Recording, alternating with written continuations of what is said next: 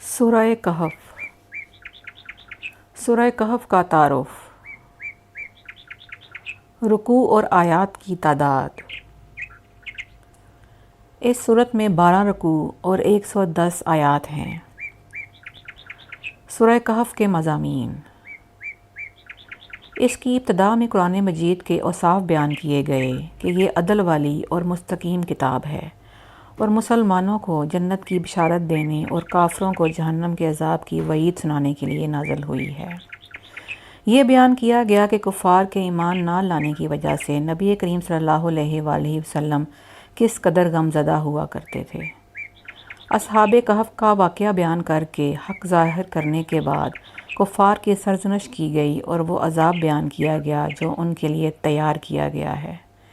ایمان لانے والے اور نیک اعمال کرنے والے مسلمانوں کی جزا اور اس کی نعمتوں کو بیان کیا گیا۔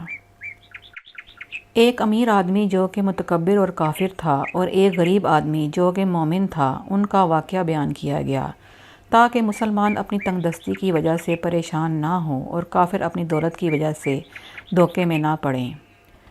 دنیاوی زندگی کی ایک مثال بیان کی گئی۔ فرشتوں کے حضرت آدم علیہ السلام کو سجدہ کرنے اور شیطان کے سجدہ نہ کرنے کا واقعہ بیان کیا گیا۔ آیت نمبر 60 سے لے کر 82 تک حضرت موسیٰ اور حضرت خضر علیہ السلام کا واقعہ بیان کیا گیا۔ آخرت میں کفار کے اعمال برباد اور ضائع ہونے کا اعلان کیا گیا۔ نیک اعمال کرنے والے مسلمانوں کو ابدی نعمتوں کی بشارت دی گئی۔ آخر میں یہ بیان کیا گیا اللہ تعالیٰ کے علم کی کوئی حد اور انتہا نہیں۔